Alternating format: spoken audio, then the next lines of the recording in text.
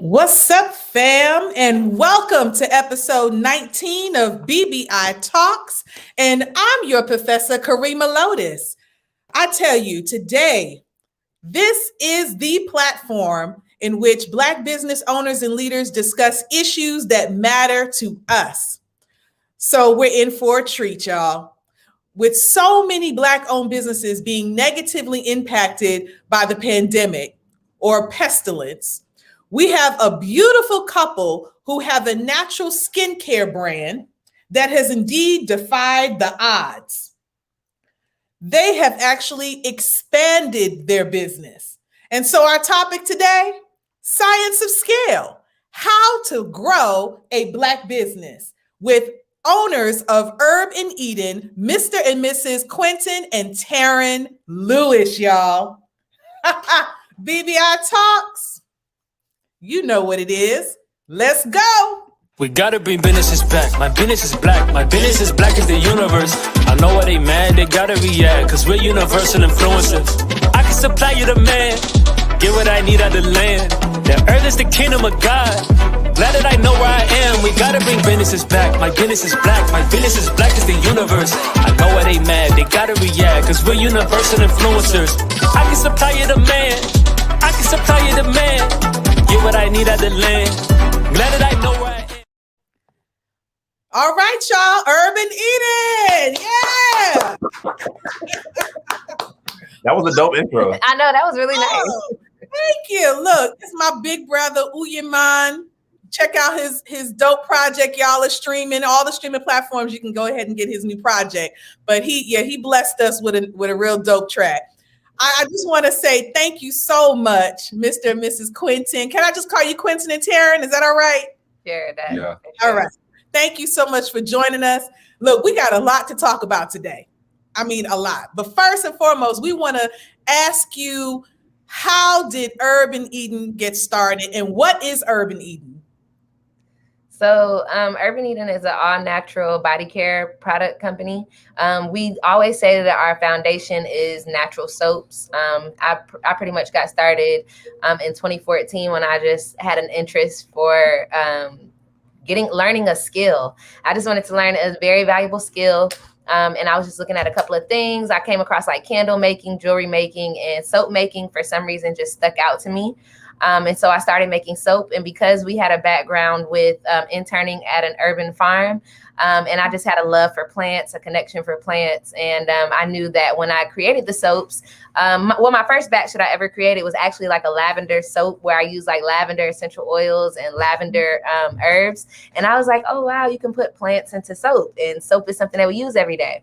And so it was just like a light bulb that went off in my head. And I was like, man, we're going to do this business, and all the products that we're going to create are going to be made out of plants. They're going to be all plant-based. And then, well, Quinton, he was already business-minded, so he definitely sparked the idea for the business. I was just looking for a skill and a hobby, and he was like, you got to learn how to make it from scratch, and started business from there. And so pretty much I just started dabbling in learning how to start a business while he was running his business, another business at the time. That's dope. That's dope. So was this, and I don't mean to get too personal, but was it love at first sight? Did y'all kind of meet up on business ideas when you met, or did that kind of cultivate itself in the process of the marriage?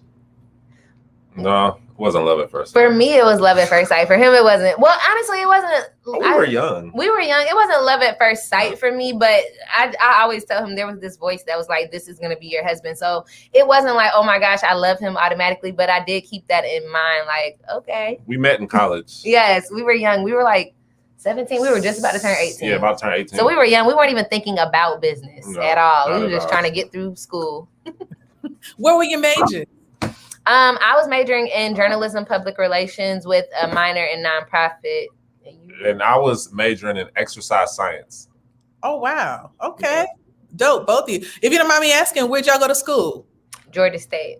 Georgia State. Okay. So as you kind of went on into your marriage, you began to cultivate this passion for this new business.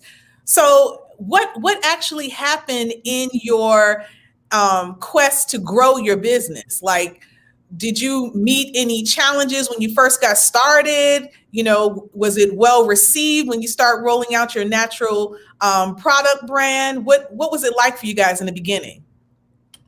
Well, I mean, when we first started, so like I said, Terran was looking for a skill. I had a business, but I always knew in my head that Urban Eden would be a business that we could scale. It's scalable to do that, because the business I had before was a landscape design business and gardening and stuff. So it's service based, and it requires a lot of physical type of labor. So I was like, you know, I don't think that's the one that's like super scalable. But looking at Urban Eden, I was like, okay, this is the one right here. So Terran I was involved, but not super involved. You know, she was the one that laid the foundation of like the product line, you know what I'm saying, everything. I came on like a year later after we officially started it, came on full time. And honestly, you know, we were just selling to, you know, friends. People that we knew. Yeah, we were a part of a religious congregation at the time. So we were selling, you know how, you know, at the end of a service, you know, people will come and sell their goods and stuff. Yes. It was that. No labels on it, just you know, grassroots. Yeah, homemade. But those were like our challenges. I think in the very beginning it wasn't like super challenging. I think like a couple years into the business, probably like 2 years really is where we started experiencing more challenges, and then we really had like a challenging time. Just in our like 2016, 2017, 2018, those are like really challenging times. Yeah, I mean, it was challenging because we actually we needed a job. We didn't have jobs like when we actually went full time kind of early with this business. 2016, like early 2016. So like, to be honest with you, we were thugging it really, really hard. So to be honest with you, we actually needed to have jobs. Our bills would get cut off, lights would be off, gas was off, but we would pay our Shopify bill. Like we would need to pay our Shopify bill or something for the business and have to sacrifice to do that because we were full time with the business. But then we wanted to, you know, we had to spend money for personal and that was the challenges at the beginning, balancing personal and the business. And we working from home, so it's hard to separate the two. Absolutely. I'm sure everybody can relate to that. Yeah. You know, we all have that time where we are what they call bootstrapping it through. Yeah. You know. Hey. I mean, now I find this really interesting because you'll have a lot of businesses, especially nowadays with the pandemic, that you know a lot of people are taking, like you said, their hobbies and trying to think of new creative ways of making money because they may have lost their job due to the downscaling of or the downsizing of businesses. And so now you see a lot of people with their new hobbies turning into businesses, and they're having to make some of the same decisions that you had to make. What are some of the what's some advice that you would give them since they are in this stage of development, even though you've grown beyond that? But what are some things looking back, if you had 6-7 years earlier, what would you tell yourself are the do's and the don'ts? Honestly, one of the biggest things is knowing what you want, knowing where you want to go. Like that's something that comes up a lot right now, especially with what we're going through right now. Like know what you want in the long term. We're going into our 6th year of business. So like have that like North Star type of like that, almost like a map where the treasure is at. Like where are you trying to go to? And I think that once you kind of know where you want to go to, I think you'll run faster to it if you know. You can put those steps in place. Yeah, you put the steps in place. Another thing is think about systems, and processes. Right. Like right now, like especially for the people that you describe, like you're probably doing a lot of things yourself. Yeah. Write down those procedures and those steps that you're doing right now. Document. And your job as an entrepreneur is to replace yourself or find a person to take over that task that you're writing down. You know what I'm saying? Like, because you do everything. So break it down and start to put these people in place and start to put, these individuals in place. And if I can't throw some out there, I would say to don't necessarily look for people that you know, and that's like kind of in your family. And the only reason why I say that, and because we've used friends and family, but the thing is that they look at you different. They can't separate you being a boss and them being a part of being a friend or a family. You know what I'm saying? Sometimes they're not always qualified for the position. Sometimes we just put a family or friend or a friend in there just because we needed somebody to fill that position, and that person is there and they're available. But you really want to be circumspect even in the beginning, and not just put people into places for a certain reason. You want to make sure that that person is capable of doing the job, and because as you continue to grow, you want to make sure that that person can grow with you. Yeah, that's really what it comes down to. And so, what are some of the things that you look for? Where do you find these employees? Well, I mean, how we hired our first ones was, we went on Indeed.com, put an actual legit posting out. You know what I'm saying? Lay out what you need. Again, remember those steps we talked about that you need to write out? Take those steps and put it into an actual job posting. Into a job position, and hire that person. You know what I'm saying? A lot of times people definitely are hung up on hiring like their first or second person. But I think once you get past of hiring that first person, you're going to see how it increases your productivity. It's a positive thing. Like, it's growth. It's uncomfortable, but it's something that will only propel you to that next level. And I also realized that you said know your direction. How were you able to identify what your direction is? And did you put yourself on like a 5-year or a 10-year, or how did you determine how much of a timeline that you would develop at any given time? So that's a good question. Honestly, I'm not even gonna lie. Like, we didn't have like the North Star in mind as we was doing all of this. It honestly, just to be transparent, I mean, it wasn't until investors start having interest with us. Investors had interest, and that kind of got us into the point of like, okay, this is where we can go. Because talking with them like kind of gave us a perspective of like, oh, this is what y'all see, and this is where we can go. Oh, okay. So that's where we can go. And then that kind of gave us the context of like, okay, we can do this in the next 3 years, or we can do this in the next 3 to 5 or whatnot. You know what I'm saying? But I wish that's what I said. That's why I said advice, because it was something that we didn't do. We didn't do this. We wish we would have done a lot sooner. Yeah, but find people that are in that finance world, that are in the business world, who can take a look at what your project or your business is. Look at it to give that person have them give you an honest assessment of like, where can I go with this? Because I think that gives you you'll know what you have. Right. You get what I'm saying? Like, you'll know that, okay, I got this precious thing that I really need to take really good care of, and that's my advice. And yes, it is advice. It's all advice. It doesn't mean that you have arrived, right? Right. But I'm sure since then you guys have, you're continuously evolving, and so there are things that strike a chord with you now that probably didn't yesterday. I'm curious to know, like, when you sat down with investors, and I don't want to get into the interworkings of your business, the personal affairs, right? But I do want to ask generally, what were some of the feedback that investors shared that other business owners should be mindful of? Like, when you're talking about that preparing yourself for investors, what were some of the things that they need to really be mindful of as they are building their businesses? That's a good question. I would say that advice that you just gave, honestly, it was pretty much a matter of having the people and places that you needed to have. And then also, what was the other piece of advice that you gave? About just knowing. Yes. And also, knowing what you have, knowing where you want to go, and having your systems in place. That's really what they're kind of like. That's really what they want you to really and with our first conversation, they wanted us to know where we were going. That was what they wanted us to know. Again, it's hard when like you don't have a clue. You don't know what you actually have, and you don't know what it's valued on paper. When they come in, they're coming in to value it on paper. You don't know what that is. To get a valuation of your business costs actually a lot of money. So you don't want to go into those situations blindly. Also, too, utilizing the internet, I would say, has really been a thing as far as like keeping your leverage, not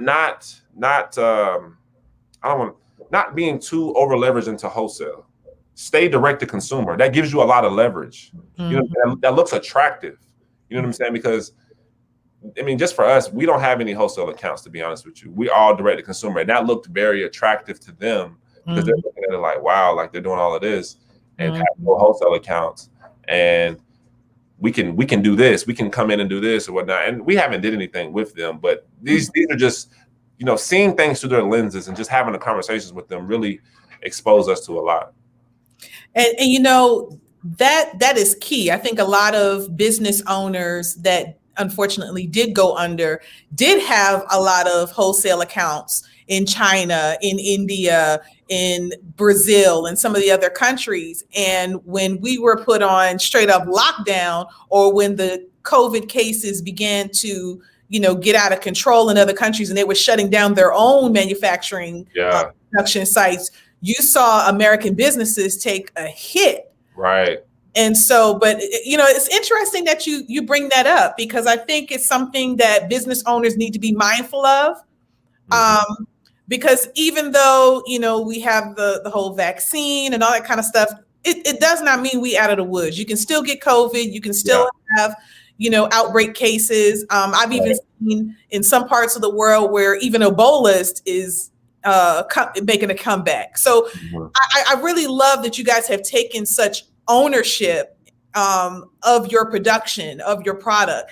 And one of the things that I noticed on your site, and we're going to feature it a little later on in the show, that I absolutely love, is that because you have that level of ownership, you're able to share with us the versatility of your product. Like, I love, Sister Terran, what you're doing with showing us like how to, you know, really beautify our skin and how to use these different natural products to just really cherish and take care of our skin the way it should. Maintain a healthy skin.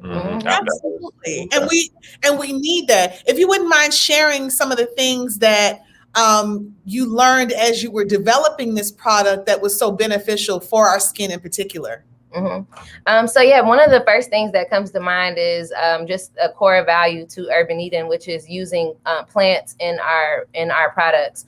So one of my favorite things that I learned about through herbs was essential oils, and just through even today. I've been studying essential oils as long as I've had the business, for about 6 years. And it's just still so much information to learn. But just learning how plants just have a lot of knowledge, a lot of the mechanisms and defenses that they create by being this immobile organism of something that doesn't move. So it has to know how to protect itself from outside elements. It creates a lot of antibodies for itself. It has an immune system as well. And so we're able to use these plants for our own bodies, which have their own complex systems, and be able to harness the powers and the benefits that come from those plants.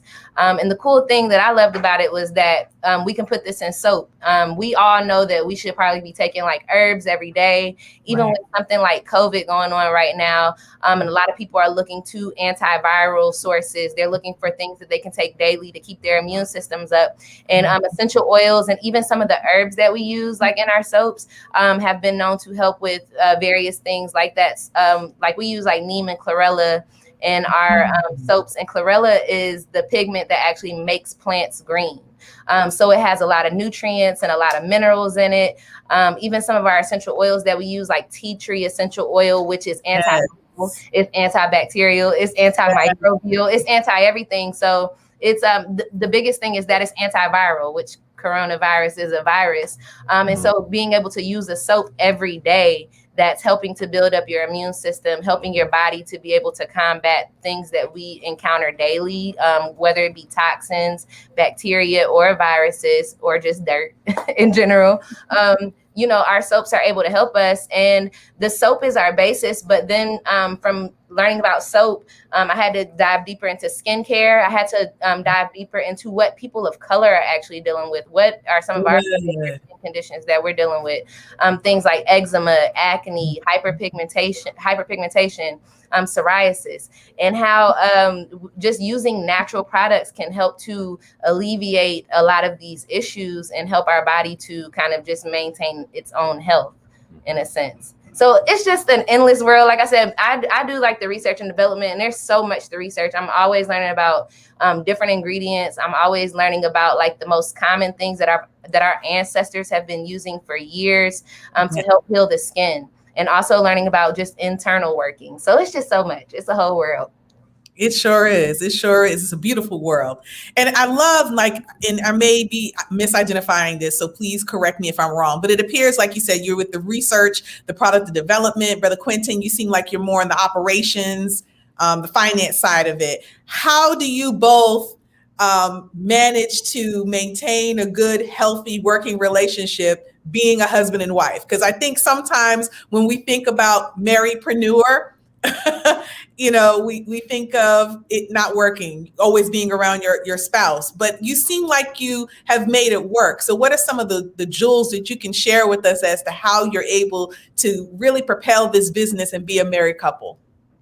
Well, one of the things is our boxing training. Keep the gloves on you. Keep the gloves on you. I'm telling you. We do boxing. We do boxing. You're serious? We do. We was sparring. We was play sparring today. Not nothing serious. But he was talking about we gonna get the gloves out for real. And I was like, look, the gloves work. Nah, but I think in like in all seriousness, I think the fact that we haven't had any children yet, I think that is definitely like contributed to us, like, not maybe having that extra stress. And not saying that children are stressful, but, having to take care of another mouth while it's like our business is our baby, you know what I'm saying? And it allowed us to like kind of thug it through those years, you know what I'm saying, of building the foundation, you know what I'm saying? I think that really helped us to do that. I can see that. And no, children are not a burden. They're just a responsibility. Yeah. And I think that helped. What was another thing? I think another thing is I think that we've just been staying true to the fact that sometimes we need space because we spend a lot of time together. We spend a lot of time in our warehouse at work together, and also just at home together. So just kind of like being mindful of the space. But I think too, another thing that we did was establishing our roles within the business kind of helped us to establish like, okay, you focus on this and you focus on this. And then of course we just help each other in various ways as well. But having those roles really help to establish what we do in the business and balance. That's awesome. And how does your family, the rest of your family, kind of support you in what you're doing? It's crazy because in the early years of the business, we made some decisions. Like, for example, we moved back with my parents on 2 occasions. So we probably stayed with them probably like a total of like 2.5 years. So like that allowed us to honestly have a cushion to decrease expenses, to focus on, you know what I'm saying, on building the business and, putting money, because when you're building a business, it has to be fueled with money. That's right. You know what I'm saying, like, that's just, it is. So by them allowing us to move back, that helped to propel. Also, our family works with us now through the growth. Like my mother-in-law, she came in and helped us to organize, and kind of because we don't come from a corporate background, and she does. I think it allowed us to have that other side of a person that has that organization of that. Because again, we're 29. We've been doing business for the past 6 years, and I was doing business before that. So we haven't really worked, quote unquote, real jobs. So we don't know what that is like. Yeah, and they've also helped just by just anything that we've had to do that doesn't always require money sometimes. Yeah. If we need some help with times when it was just us two, if we needed help with anything extra, they were always there. So we're both of us are pretty close with our family. So we've always been able to have that sibling support, our parents, friends, just come out and help with whatever we need. That's dope. And it's corporate America is what it is, right? But one thing I can say from my experience of working corporate America, you learn systems. And earlier in this conversation, you talked about the importance of developing your systems even within your business. There are still elements and aspects that you can kind of pull from those who have that corporate experience and use to help propel your business. And there's nothing wrong with that. I think it's about I'm reminded of Che Guevara, who teaches or taught guerrilla warfare. Yeah. And he talks about as you take from your enemy, you grow stronger, they grow weaker. Yeah. So it's about positioning yourself. So I would say to anybody who is having to ask for help from people who have corporate experience, from family members, staying at their home for a period of time, that is a part of the building process. That's your story. Own it and don't be ashamed. Don't feel like things didn't pop off. That is a part of your evolutionary process. And you two are definitely examples of how that was a stage that now you have come up out of and has put you in a wonderful position, a sweet spot, if you ask me. Yeah. Look, we've been talking. I want to take a quick break because I want to show the audience a video from your site that I absolutely love that kind of gives people even more of insight into urban Eden. Is that okay? Mm-hmm. Absolutely. Okay, so I'm going to my husband who's shopping right now during the show for boxing gloves. He's like, that's a good idea. Hey, I need to do the same thing. I need to buy me a bag. You already know who's gonna win. You already know. You already know. Get some sock and boppers so you don't hurt them too bad. I think we're ready for the video.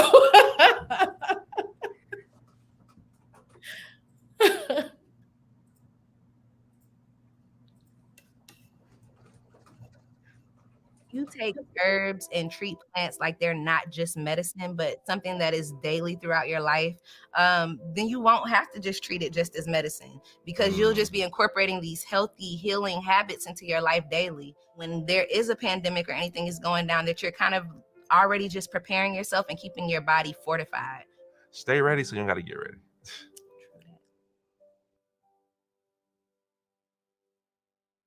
We have experienced a massive growth. As we went through this growth, I made it a concerted effort to make sure that I hired enough people and made sure that we invested into a lot of our systems. Because the summer shipping was just horrible, we was just like, hey, we're going to take that cost and we're just going to pay for you guys' shipping all month long.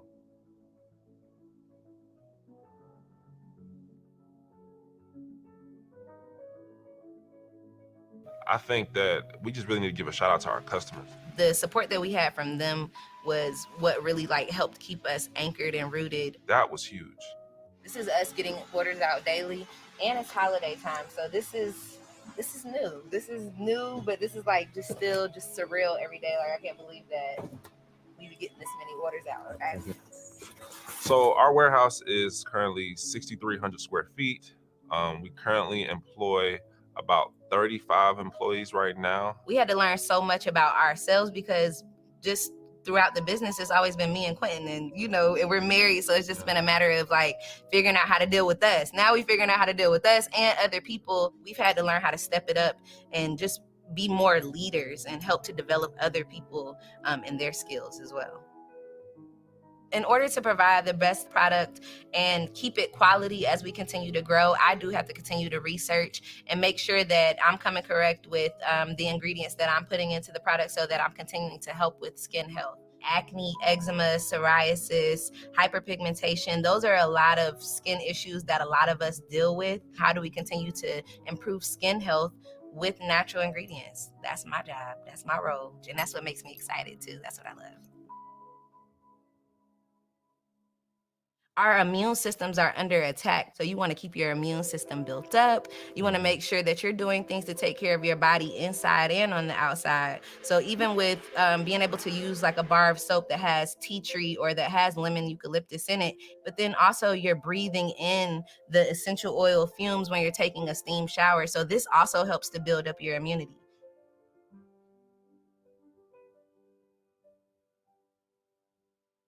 The great thing is that a lot more consumers are caring about using natural products. So they're actually, going out and searching for those brands that are offering what they call clean beauty or natural skincare. So you're actually going to find that a lot of these bigger brands are going to start incorporating more natural ingredients into their products, but they're going to be like mixing it up. It'll be on the label in big words. They'll market that, even if they're using just a small amount of it, they'll market that. But you really want to make sure that you're using those quality ingredients, oats, aloe, the essential oils, that makes up the majority of the product. So at Urban Eden, like for example, when we call a product tea tree and turmeric, that is the most active ingredient in the formula. Of course we have our coconut oil, palm oil, shea butter, but whatever we name a product, that's the main active ingredient in the whole formula. As we continue to grow, we're going to continue to invest into our quality. We're going to continue to just invest into the people, because the people is what makes Urban Eden. We're not going to abandon those things. Like, that's what got us here, and that's what's going to continue to take us into the future.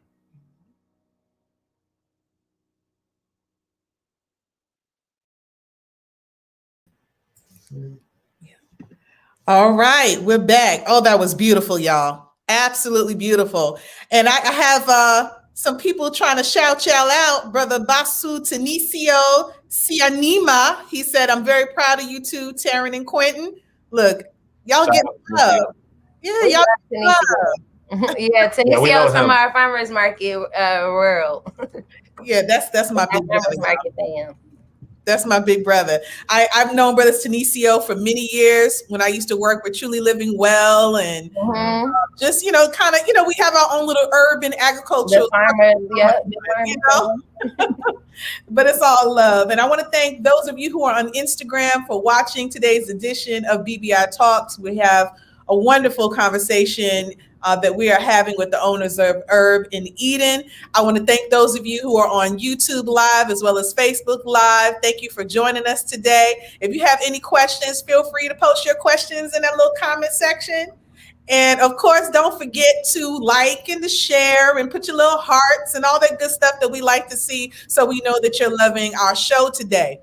I also want to take a moment to thank our proud sponsor. We have wonderful sponsors that take care of, help us keep the lights on, so to speak, for BBI Talks, and we always want to make sure that we show them love. So we're going to go ahead and shout out our sponsor for today. Is the wonderful, the incredible AG Financial.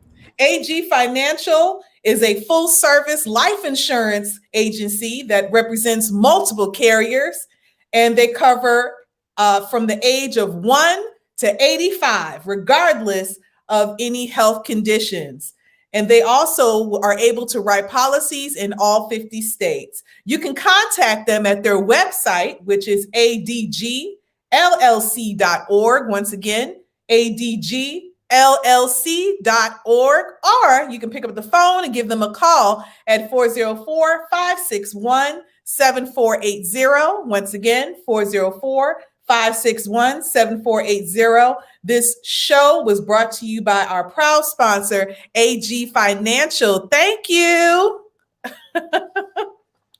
All right. So now we're at the part of our conversation where we're going to get in on the expansion, how to scale the business. At what point did you guys realize that you were at the point to expand? What types of things were in place to let you know, okay, it's time for us to go ahead and expand this business? Well, I mean, I would say we was kind of forced, because we have a 1,000 square. I said square foot. 1,000 square foot brick and mortar building, and that's what we had at first. We had like 700 square feet was for production in the back, and then we had 300 for the retail. During COVID last year, probably January and February, we were growing. We were growing. We had like 3 employees at the time. We had like 3 employees at the time. But then we started to literally, our production space started to take over the whole retail store, to the point where like our store became like this express place. We had like boxes everywhere, couldn't even fit material inside the place. So then we were just like, you know what, we're gonna need a warehouse. Like, we gotta move. And I was consulting with people. I remember at the time my accountant was like, are you sure you're gonna be able to afford the warehouse? You know, it's gonna be this much and stuff like that. And I'm like, yo, you don't understand. Like, we need to go. Like, if we don't move right now, we're gonna have to shut down this business. Because it was probably, it was coming up on it was May, like in May, June. We had so many orders to fulfill. We were behind on orders like 4 to 6 weeks. Wow. And enough space. We didn't even have enough space to hold. And they had those requirements that they made where you couldn't have like more than 10 people in a space at the time. And we were getting to the point where we like really needed more than 10 people to even be doing what we needed to do. Right. We just we needed much more space. And then like people would tell us like, you will shut down your store, shut down your online store. But it's like, when you have a business, you can't just shut down. You can't just stop. Like, people don't understand, like, you need that revenue coming in, because that's what's gonna fuel the growth.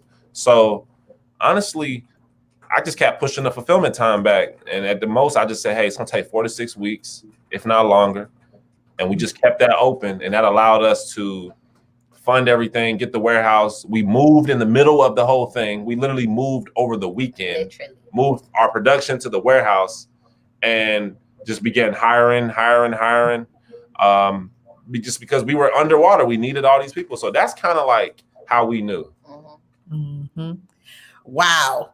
I can only imagine what that must have felt like, just the stress of it all.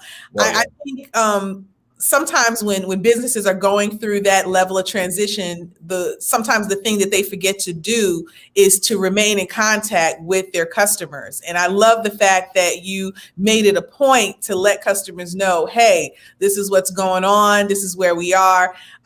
Because when we have that absolute silence, then we start to think, they may not be so credible. Right. We was getting honestly, that was the first time that we were getting negative comments, around that time, just because, we were doing everything to communicate and, putting out videos. We were over communicating, but it was a time when a lot of people were upset kind of with Black-owned businesses as well. It just seemed like that a lot of us were dealing with this influx of everybody coming at us, and then then we're dealing with our people still not being able to deal with a lot of people coming at us. So it was a lot. It was overwhelming. That's one of the unintended consequences when you have a push, especially in the midst of COVID, was also a great spike in social unrest, social injustice. Police brutality was also, off the meter. Right? And so you had a lot of people that were saying, okay, let's support Black-owned businesses as their response to that. But nobody asked the question, hey, are the Black-owned businesses in a position to receive? Are they ready? It's kind of like I used to, many moons ago when I was in college, I used to work in restaurants, and we had this expression called "don't slam the kitchen," which basically means, make sure that you let people into the restaurant at a steady flow. Can handle the incoming orders, right? But make no mistake, when the hostess just lets people in and doesn't, really monitor that or regulate that, then the kitchen is like, the chef is like, yo, I quit. I think that's what kind of happened, because if you hear Quinton, he said he didn't want to cut off the store. So it was like the orders was just like overflowing. We getting on the floor in the trenches, fulfilling orders and everything. So that's because I was trying to stop the orders. No, I was at one point, we was at 1 to 2 weeks fulfillment, 2 to 3, and I kept pushing the fulfillment time back to slow down the orders. But people kept ordering. Slowed it down like a little bit. It didn't slow it down. Some of the people that didn't want to order, but there was still a lot of people that was like, nah, we're gonna order. Well, I'm glad they continued with us, and that also just says to us, even when we're on the consumer end, let's be a little more patient, with the businesses. It doesn't absolve the businesses from staying in communication with us, but when they do, as a customer, as a client, as a community, then we should be patient, with the process. It's going to come, it's going to get there. So you hire new people. What was it like? Did you have enough time to train them? What was that process of onboarding from 3 to 35 new employees? No, it was chaotic. I think that whole time process was chaotic, especially having to bring people in to fulfill orders. That was really tough because, you got to show people these are the products. This is how it should look in the order. This has to go out. So we had a lot of mess ups. We had a lot of like customer mess ups. And that's why we, even with the advice that we gave earlier, just talking about making sure that your systems and your processes are in order, because of course our system was built to just handle this small demand that we have been dealing with for so long. And now we just are dealing with something that's like, just overflowing for us. And so it was just very chaotic. And like I said, we had to get up in there. Like Quinton was in production, making soaps and doing whatever production needed. And I was in fulfillment, wishing that I could touch every single order, wishing that me and him could touch every single thing, but we couldn't. We had to like give some leniency to allow other people to kind of do their thing. And those mistakes had to kind of be a part of the process as well. Luckily, we were able to make it through, but there were a lot of mistakes made. Yeah. And I'm glad you're sharing that, because when you are developing your process, a part of that development is you have to take yourself out of that experimentation phase where you're kind of doing the grandma approach, a little of this, a little of that, and actually say, no, a tablespoon of this. Yeah. Right, an ounce of this. Like, you have to be very specific, and you have to write it down for each and every product that you roll out.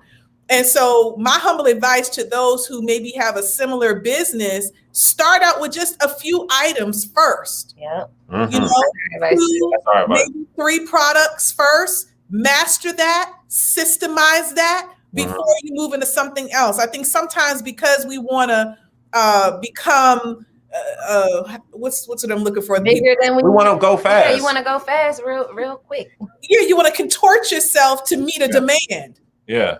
And that's not going to give you that long-term sustainability. You have to be able to start out with something that you can systemize before you grow into that next element. Brother Quinton, with that said, from an operations standpoint, what was it that you felt like you had to kind of put in place to assist in making that process, that training process quicker, especially with the timetable that you were under? I mean, honestly, like with me keeping the orders open, keeping the store open, again, like I said, it allowed the capital to come in. So then it allowed us to buy necessary things that we needed. Like, for example, when we was in the brick and mortar, we only had one fulfillment table, literally.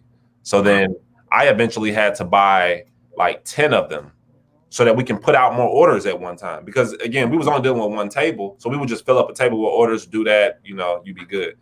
We got to take like 8 tables. And I wish I could let you see it how it looks out there now, but making sure that we have the right amount of equipment to be able to fulfill.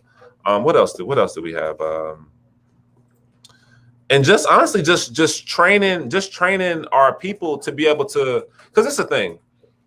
We were getting, let's just say, example, you're getting 100 orders, but you're only able to put out 20 orders. We had to get it to the point where we were putting out 300 orders, and we're still getting 100 orders a day. So we had to like, that's how we eventually caught up to it, because we had to output way more than we were getting. Right. That's what we had to do. So that's what we focused on for the longest time, for the whole entire summer, honestly, for the whole entire year, was getting out way more orders than what you were getting. And we eventually caught up to it. In business, you have your ebbs and flows. So absolutely, after the holidays, that was like the time where we kind of had like a slower time. So then that allowed us to get caught up. So now we're pretty much now at like 3 to 5 business days and fulfilling someone's order. Awesome. Yeah. Awesome.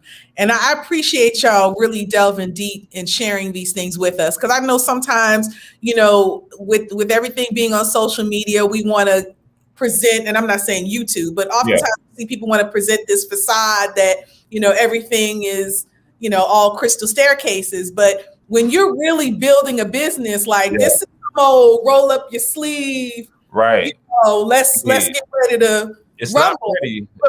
It's not pretty. And that's the thing. Our customers know, like, we've been communicating with them from day one and letting them know about everything. Like, we've been sending out emails, letting them know, like updating them on the shipping time every other week. We was doing that consistently, making videos about that same thing. Awesome. Like, that's the key, even with anyone else growing, stay in communication. Like you said, people have a tendency to want to hide behind something, but all you gotta do is just keep it 100. Just keep it real. Like, hey, right, we're waiting on a product. Like, cause what would happen too? What would delay orders is like you be waiting on one ingredient, you be waiting on one little thing, and it'll delay a lot of things. So hey, let the customer know, hey, we're waiting on this one top that your order consists of. Would you like to get something in replacement, or would you like to wait? Right. A lot of times they just want to know. They just want to know. Right. That's right. Communication. Beautiful. Beautiful. I appreciate you driving that home. So now you're up and running. You've turned the corner. What's next? What's next for Urban Eden? Honestly, like the biggest question on our thing is like, yo, can you? Was last year real? Was that a symptom of COVID? Was it just, what was it? Like, can you do it again? Can you repeat it? You know, can you do more than you did last year? And I mean, yeah, I believe we definitely can. We will do that. So that's the biggest question, just from, you know, people look outside looking in, and, you know, the biggest things for us is just ironing out our inefficiencies. You know what I'm saying? Still working on those systems. Yeah, still working on systems, inventory system. That's a big thing. Inventory management. Also managing people. We had some things dealing with OSHA. So, you know what I'm saying? Just making sure that, because we have a warehouse and you're over a certain amount of employees. So now you got to deal with training them, you know, people safety, you know what I'm saying? Salaries and pay and benefits, and, you know, all of that. You got to deal with all of that now. Like how we said earlier, you know, a lot of times when you're early in your entrepreneurial thing, people are about getting away from the 9 to 5 and getting away from corporate America. But it's like we're trying to build like the systems that they got. Right. We're trying to get back to honestly that. But better. Yeah, but better. And as we go, we're like building this plane as it's flying. That's right. And you guys, I mean, are doing a fantastic job from what I can tell. Doing a fantastic job. I'm so proud of y'all. Y'all just don't know how much just hearing your story really inspires me, and I'm sure it inspires those who are watching today. So, you know, we're about to get down to these last 15 minutes of this program. Is there anything that you would like to share with the audience? I know you got a giveaway, even though, you know, I might have one already. I'm just joking, y'all. But no, they've got a giveaway Friday, right? So tell us about it. Where are we going? Well, we have a giveaway that's going on this Friday or this week right now, where we're going to be giving away our Flower of Life package. We'll be announcing that on Friday. So our Flower of Life pretty much includes one of every product that we offer. So it's like a $500 retail value, and we're going to be giving that away. So that's a really big box. Now, our big giveaway for March Madness, we're doing a giveaway every week. Something and a giveaway and a sale to follow up, and a flash sale. But we have a really big giveaway for the month of March, and that is our giveaway for 2 to Tulum. So it's a full trip, round trip, where we pay for your tickets there and back, and for the resort stay, all inclusive resort stay as well. So I wish that I could go on this trip myself, husband. Hint, hint. But you know, hint, hint, hint. I ain't never been to Tulum, but you know, we gonna hook somebody else up. Each husband. Hint, hint, hint. Husbands. Tulum, I heard Tulum was nice. And then for those who don't know, it's Mexico, y'all. Yes. Because they may not know where that is. It's a really popping spot. So we wanted to just do a self-care giveaway because if you guys keep up with our Urban Eden After Hours on YouTube, we always talking about just self-care, taking care of yourself with natural products, and taking care of your skin as well. Sun is one of the best things that you could do for your skin as a person of color, and Mexico got plenty of that. So yeah. Now, and for this COVID, we need to be in the sun. Yes. That's real. You really want to getting that sun. I know we want to take all these other things, but getting that sun and see what the healing properties are there. But you're absolutely right, man. Mexico. Right. I love And we'll even leave the boxing gloves at home. Won't he do it? Yes, indeed. Don't take up too much room in the suitcase anyway. Nah, I at least take my jump rope.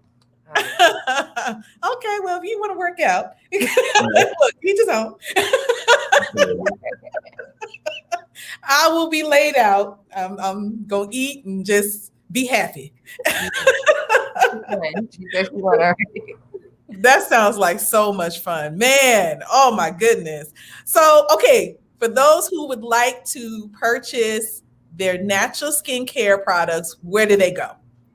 You can visit www.herbeneden.com, and it's HERBNEDEN.com. Oh, yeah, right up there. Yep. You can visit urbaneden.com, and you can also check us out on YouTube, where we do our Urban Eden After Hours, where I just give more information about anything that I've been researching, all of my skincare tips as well. And you can watch the journey. And you can watch a lot of our journey and any more advice that we might have had to give along the way. We do that on our YouTube channel as well. And of course, our Instagram, that's where you can go enter into the giveaway. And our Instagram, where we show a lot of our just funny videos, things that we got going on daily, and our daily updates as well on there. Awesome. So I thank you so much for coming on the show today. This has been a lot of fun. We've learned a lot today. I mean, we covered a lot of ground. I appreciate you being so transparent with it, and keeping it real, keeping it 100. Because oftentimes, man, I'm telling you, people be putting that facade up, and then we never grow like that, Nah, you can't do that. And that's not even true to us. It's not true to Urban Eden. It's not even like, we got to keep it real. And we appreciate that, and we honor y'all. Thank you so much for coming on BBI Talks. I think we're going to, we got a video coming up that we're going to feature this wonderful podcast studio that we are in, another Black-owned establishment. So you can host your events here. You can have access to the podcast studio, and then you can also utilize it if you just want to pop in and get some work done on, in a quiet, socially distanced, COVID-friendly environment. Then you can come here to XC Creative Spaces. We ready? All right.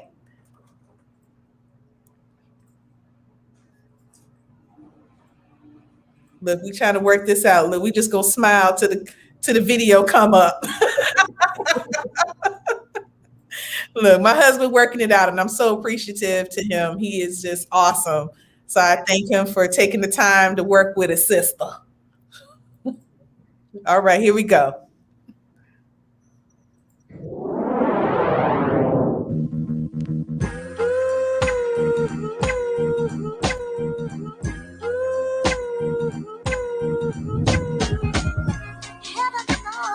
Welcome to X Creative Spaces. We're a co-work and event space in the heart of the historic Edgewood and MLK district. We're a place for artists, leaders, and entrepreneurs to create, collaborate, and launch. Let's take a look inside.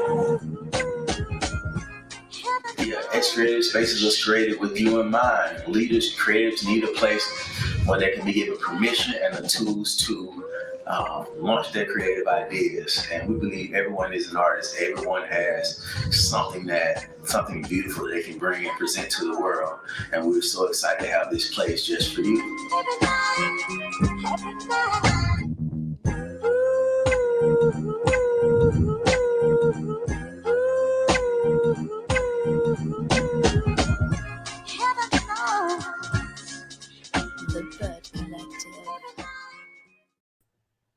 Now, there had to be some people from the Shy playing that Kanye. I love Kanye. I do too. I just like to mess with him. Look, my husband from the West Side of Chicago, so I just like to, put a little something out there. That was his hand.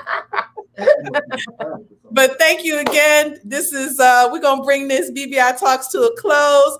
Please check us out, family, every Wednesday at 3 p.m. We have Black-owned business owners and leaders sharing just wonderful information. Of course, we discuss issues that matter to us. You know what I'm saying? I mean, what other platform where we really talking about us and our issues? Like, I don't really know too many. No, it's just BBI Talks. Absolutely. Hey, right? So please join us either on YouTube, Facebook, Instagram Live. We're also on Anchor, Spotify, Google Play. Look, we also on Comcast station in Memphis, Tennessee. What up, Memphis? Thank you to those of you who are watching out there, as well as South Haven, Mississippi. All right, y'all, we're going to bring this to a close. This is BBI Talks. Thank you, Irv and Eden, for being on our show today. Thank you for having us. Please. We gotta bring businesses back. My business is black. My business is black as the universe. I know why they mad, they gotta react, cause we're universal influencers. I can supply you the man, get what I need out the land. The earth is the kingdom of God. Glad that I know where I am. We gotta bring businesses back. My business is black. My business is black as the universe. I know why they mad, they gotta react, cause we're universal influencers. I can supply you the man. I can supply you the man. Get what I need out the land. Glad that I